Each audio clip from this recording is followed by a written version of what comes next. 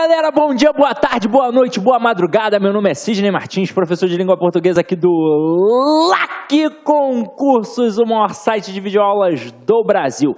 Meu companheiro, vamos iniciar hoje mais uma jornada em relação à tua preparação para o concurso público. E hoje nós vamos trabalhar um assunto demasiadamente cobrado nas provas, que são os tempos e os modos verbais.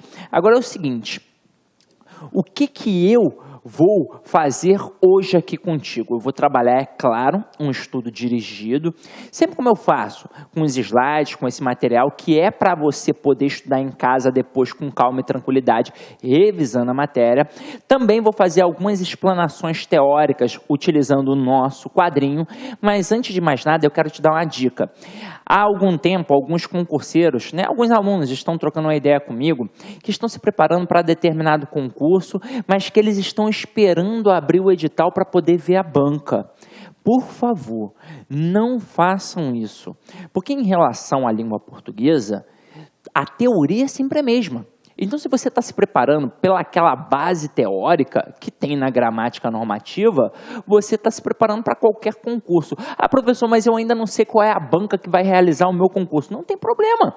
Você estuda a base teórica e pode massificar com qualquer banca. Pode ser a FCC, pode ser a Sesgran Rio, pode ser o CESP, pode ser qualquer banca. Porque no final das contas, o que vai mudar de uma banca para outra? Talvez a exigência daquela questão.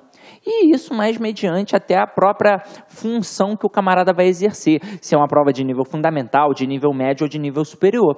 Porque a parte teórica é a mesma, gente. O que muda é um pouquinho o comando da questão. Ah, tal banca tem o hábito de cobrar desse jeito, a outra banca tem o hábito de cobrar desse jeito, mas no final das contas, crase vai ser sempre crase, o verbo vai ser sempre o verbo, o objeto direto vai ser sempre um objeto direto, então a parte teórica não muda. O conselho que eu te dou é se preparar sempre, independentemente da banca. Se você não sabe, eu quero tal concurso, mas está havendo rumores que vai mudar a banca, a gente ainda não sabe a banca, não sei o quê.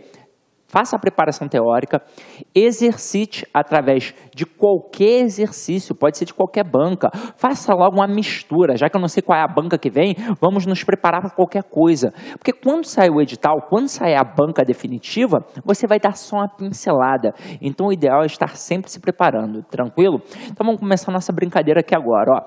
Vamos entender por que os tempos e os modos verbais são importantes.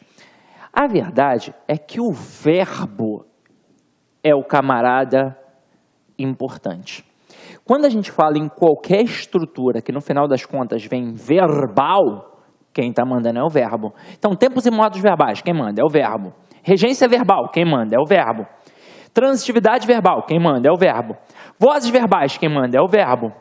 Então, o verbo, ele manda no processo todinho. Agora, por que esse verbo é tão importante? Ele é importante porque ele indica ação, porque ele indica estado e ele indica fenômeno. Se você já deu uma pequena estudada no verbo, você já sabe que isso daqui é pertinente à identificação desse verbo. Se ele indica a ação para a gramática tradicional, é porque ele é o chamado verbo nocional, que é aquele camarada que vai indicar a ação. São dois verbos que fazem isso, o verbo transitivo e o verbo intransitivo.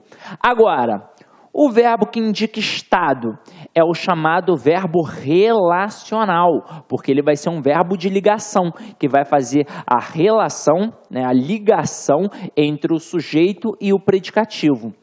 Ele, no final das contas, indica estado, qualidade, atributo. Esse daqui de cima, o que indica ação, ele sempre encabeça o predicado verbal. E o de baixo, o de estado, ele sempre vai encabeçar o predicado nominal. Agora, quais são os verbos que indicam fenômenos? Que fenômenos são esses? Os fenômenos da natureza. E aí, muitas das vezes, vão indicar uma oração sem sujeito, se esse fenômeno da natureza for no sentido real. Poxa, Sidney, eu lembro disso daí em vários assuntos que eu estudo na gramática. Isso é para você perceber que está tudo interligado. Olha o que eu mencionei aqui. Só falei do verbo e falei o que ele indica de certa forma para a gramática tradicional. E você já deve ter pensado aí em transitividade verbal, já deve ter pensado aí em regência verbal, já deve ter pensado aí nos complementos verbais, já deve ter pensado aí de certa forma nos tipos de predicado, já pensou também nos tipos de sujeito. Olha a importância do camarada. Agora, ele é importante, na verdade, porque ele é responsável por um processo que nós já estudamos, que é o principal sistema da língua portuguesa, que é o sistema SVC. Ou seja, quando a gente fala de termos da oração, quem é que responde tudo no final das contas na análise morfossintática? É o verbo, porque ele me diz quem é ele próprio, ele me diz quem é o sujeito e ele me diz quem é um complemento. Só que hoje, especificamente, nós estamos estudando os tempos e os modos verbais. E eu tenho que entender que para depreender o verbo de forma completa e ampla, eu tenho que entender quais são as desinências. Geralmente, quando o camarada está estudando uma outra língua, ele tem que estar atento a esse tipo de perspectiva, que são as desinências. Como a gente está estudando a língua portuguesa, eu tenho que entender como é que funciona a desinência da língua portuguesa. Nós temos as desinências modo temporal e a desinência número pessoal. Ou seja, o verbo, ele varia em modo, em tempo, em número e pessoa. Ele, o verbo, eu vou tirar aqui o número, porque isso daqui é possível variar em outros termos, como por exemplo o artigo, você já deve ter percebido que ele varia em número também, singular e plural. Agora, quando eu falo de tempo, de modo e de pessoa, o único termo que varia nessa perspectiva é o verbo.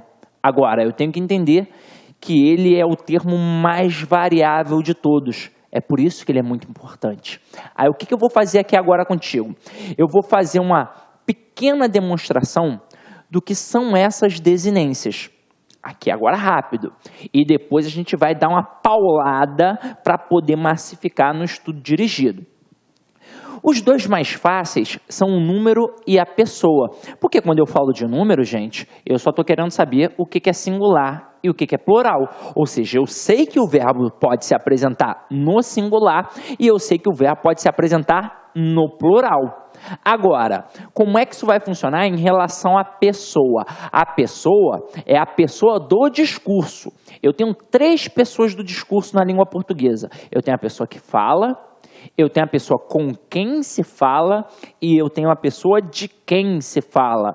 Então, eu tenho primeira, segunda e terceira pessoas. Só que eu vou ter a primeira, a segunda e a terceira do singular, a primeira, a segunda e a terceira do plural. Então, aqui, ó, primeira, segunda e terceira, primeira, segunda e terceira.